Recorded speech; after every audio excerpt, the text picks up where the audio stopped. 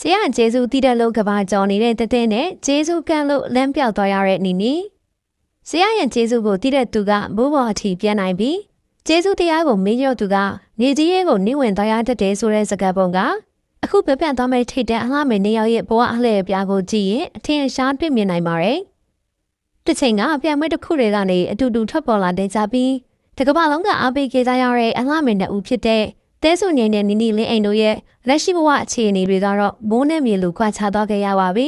။ကမ္ဘာတို့နှစ်ယောက်စလုံးက Miss Grand ဖွဲ့စည်းကနေမွေးထုတ်ပေးလိုက်တဲ့အလှမယ်လေးတွေဖြစ်ကြပြီးတော့သူရဲ့နောက်ကွယ်မှာအောင်မြင်မှုတွေရရှိအောင်မြေတောင်မြှောက်ပေးခဲ့တဲ့သူကတော့ဆရာထုအပ်လွန်ပဲဖြစ်ပါတယ်။ဆရာထုကိုယ်တိုင်ကသူတို့နှစ်ယောက်စလုံးကိုအလှမယ်လမ်းကြောင်းပေါ်ကိုရအောင်တွဲခေါ်ပေးခဲ့ပြီးနိုင်ငံတကာစင်မြင့်ထက်အထိမြန်မာကုံဆောင်နိုင်အောင်အစအရာရာပံ့ပိုးပေးခဲ့တာကိုအားလုံးသိပါ။ဒါပေမဲ့အခုလက်ရှိအချိန်မှာတော့အသေးစုံငင်းတယောက်ထဲသာကဘာကြော်တဲ့အထီအောင်မြင်မှုတွေတဲ့ဖူစောင်းနေပြီးအလားမယ်လောကမှာခြေလမ်းအသစ်တွေနဲ့ရှေ့ဆက်လို့နေပါတယ်။အသက်ငယ်ငယ်လေးနဲ့နိုင်ငံတကာပရိသတ်တွေရဲ့အခါရမှာအားပေးမှုကိုရရှိထားခဲ့တဲ့အလားမယ်လေးသေးစုံငင်းက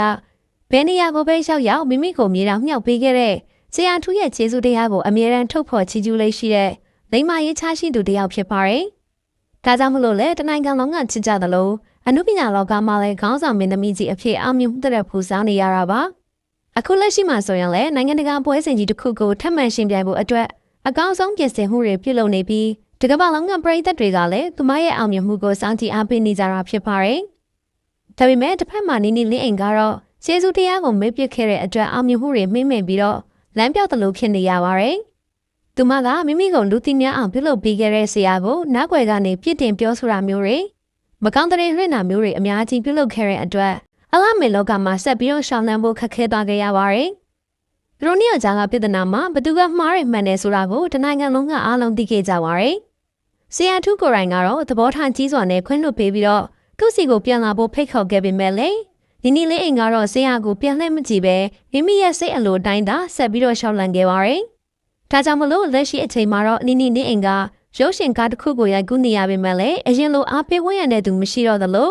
အလားမဲ့ပင်ပွဲတွေကိုဆက်လက်ရှင်ပြိုင်မှုအတွက်လည်းမဖြစ်နိုင်တော့တဲ့အခြေအနေကိုရောက်ရှိသွားခဲ့ရပါတယ်။ဆရာသမားရဲ့ကျေးဇူးတရားကိုသိတဲ့သူနဲ့ကျေးဇူးမင်းလျော့သူရဲ့ရလဒ်တွေကဘလောက်ထိအောင်ကွာခြားသွားသလဲဆိုတာအသေးစုနေနဲ့နီနီလေးအိမ်တို့ရဲ့အဖြစ်ကသက်သေပြနေရပဲဖြစ်ပါတယ်